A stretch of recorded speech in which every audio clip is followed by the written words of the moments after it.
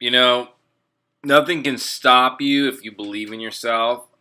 I mean, there's certain factors and variables out there that are beyond any of our control, any of us's control. But I think just belief and steadfast pursuance of our goals is what really makes things come together and really congeals a vision into a reality. And when I was diagnosed with oligodendroglioma brain tumor back in September of 2013, it really didn't sink in at first what that meant or what sort of consequences would be, what the road ahead would look like. But as things came about,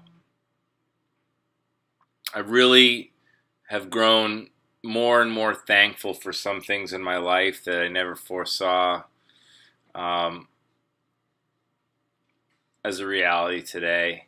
And the struggle's been there for sure. I always keep in my mind that there's people that have a tough road, tougher than mine, and there's people that probably have an easier road than mine. But I only am me, and I can only face my own struggle. Now, putting all of that philosophy aside, I'm here to give you an update on where I am with the oligo and my treatment of radiation chemotherapy. Still early on. I have weekends off from the radiation treatments, which are pretty short-lived. I asked for a printout of my of my tumor, and this is a CAT scan, so you can see it's a pretty big tumor. But this is kind of gives you an idea of where they're going in and shooting the radiation. Um,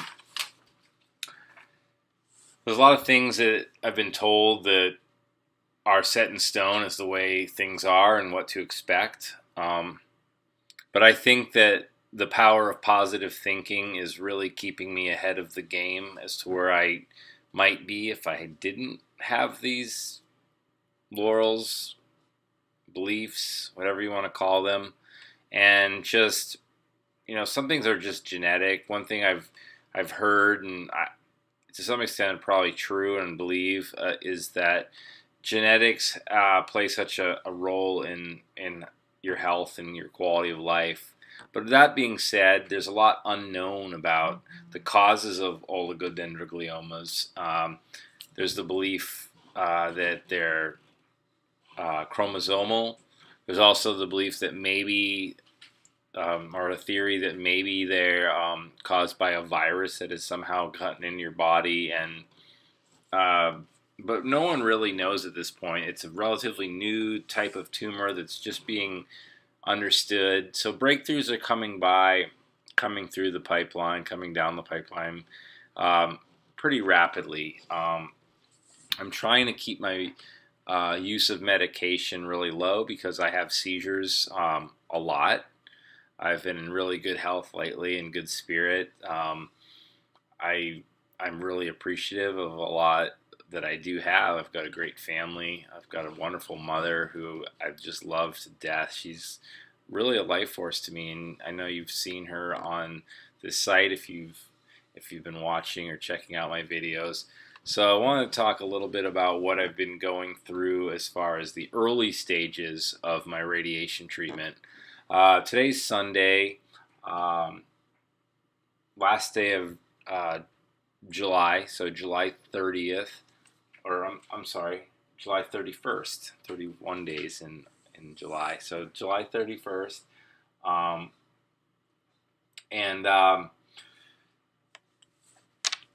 I've got to go back and continue my radiation treatments tomorrow because I have Saturdays and Sundays off and holidays as well. There's only one holiday that I'm off with this treatment. And so 30 total treatments. I've got 4 in the books, so I'm 1/7.5 of the way there, or 2/15 of the way there, or 4/30ths of the way there, I suppose. And after tomorrow, the way I look at it is that I will be 5 in the books, which is 1/6 of the way there. So that's good news. I've also been taking daily doses of Temodar, Temozolomide, which is a chemotherapy pill. I was very skeptical of doing all of this stuff when I began, and I still am. People have commented how I would be better off with a more naturopathic approach, and for the most part, in the 2 years and almost 11 months that I've been going through all of this stuff, I've done my... Oh, there's a washing machine going off. I've done my best to maintain a homeopathic, naturopathic approach to all this. And one thing I've really learned is that I am my own best caregiver. I am my own best advocate. Granted, that being said, there's not a lot that I would be able to do without a community and support system around me. So all those people really mean a lot to me. But ultimately, there was one time throughout this entire process where I really hit a low. I walked out of the first hospital that I had, well, the second hospital. I was discharged from where I was diagnosed and had the biopsy down in Springfield, Oregon, and then moved up here to the Portland area. I was living in Vancouver, Washington, just across the river within the metropolitan area here, and was going to Southwest Medical, which was part of the Peace Health system. So I continued there to keep it within the system that I was at for various reasons. Anyways, all that being said, I was only at the beginning of my journey of this battle, and at the beginning of this journey, I expected that I would just find a routine, find a regimen, and knock it out, and that would be that. Naturopathy and just super healthy living, going through a juicing diet, doing things that most Americans and Westerners don't do. I would find a quick solution through that. But there's nothing quick and there's nothing easy in life, especially when you have a really big mission in front of you. And so, to date, there's been no real cure to oligodendrogliomas. There's been treatments, and a lot of Western approaches to medicine are all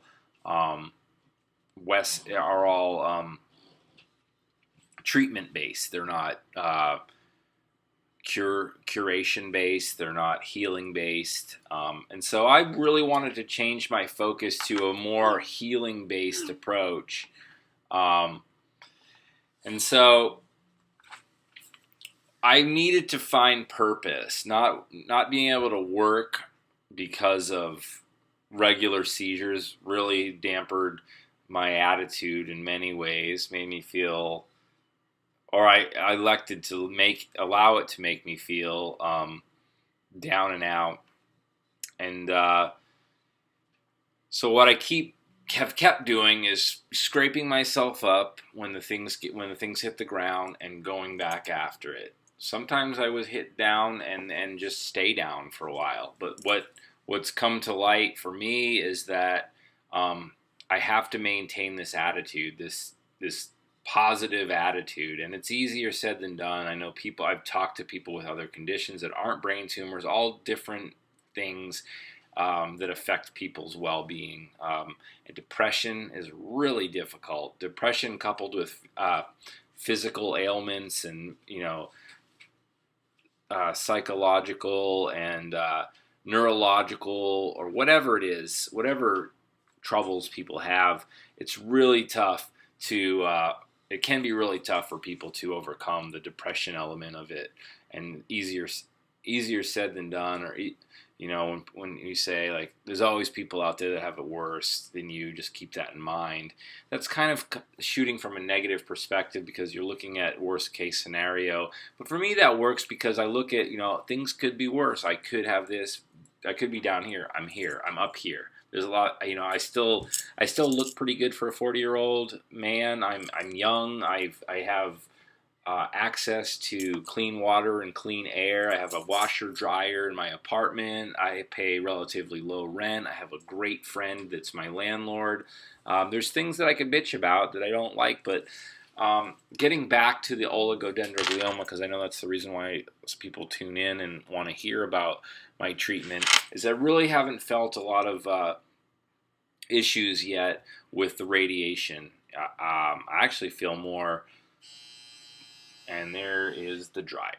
I feel a lot, I feel better because I think that there's some kind of release of either endorphins, or I don't really understand it completely, but I'm really driven and determined. This gives me a purpose, and it makes me want to fight harder. And the fight is not just like this fight against bad; it's a fight for good. It's a struggle for good, and the radiation really hasn't done anything to me yet. It hasn't really affected me that I notice. I have more regular sleep patterns now because I'm on a more regular regimen of getting up for my 11 a.m. appointment every day. I have to be at the same place at the same time every day, which is good for me. I don't have as much of a lax flex schedule, which is not necessarily good for someone like me who needs more structure. I'm getting hit right here with the radiation, and they said, the doctors and said that I wouldn't notice any hair loss until probably third or fourth week of treatment. I'm trying to will the good to happen. I've tried to will a lot of things good to happen, and the tumor has grown 2 centimeters in 2 directions over the last 2 years.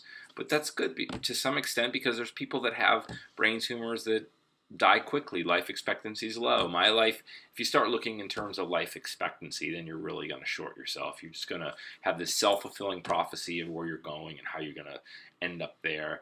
And I just want to take in every day and be happy about every day. And I feel like I've accomplished that.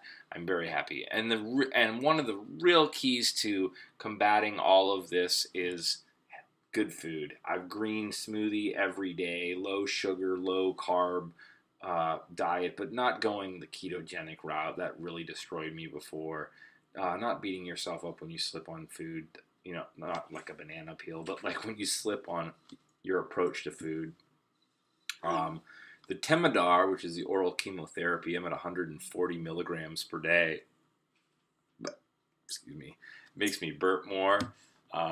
Makes me feel gassier and bloated more. Has caused a little bit of constipation, irregular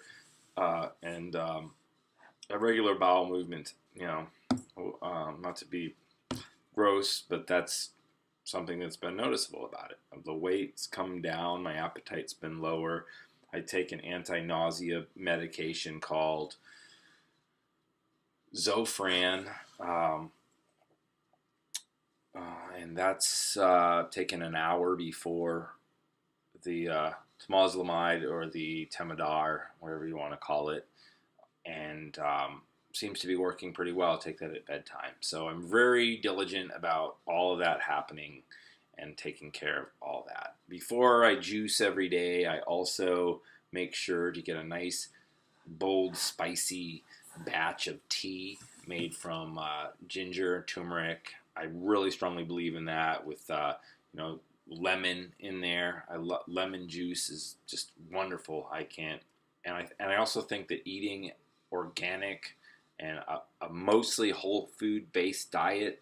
And I'm not talking about the store whole foods. I'm talking about whole foods as in fresh fruits and vegetables and grains and things that are not pesticide laden, not potentially pesticide laden, but things that are organic. I can't stress that enough. I know you're going to pay more, but if you can develop a relationship with a local farmer or go to farmers markets when the weather is good, that's very important.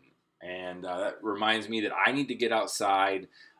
Tomorrow's a new day. Tonight's a good night, and it's going to be a good time. I got my family tonight. We're going to go to see a ball game. The Portland Pickles are playing. They're not far from here, and I'm going to check them out with my brother, his wife, my mother, and my brother and wife's two small children. So we're excited. We're going to have a good time. It's children's night, our family night, and looking to have a good time. So this is my update right now. My Oligodendroglioma. I am somewhere around 1,100 days in since my first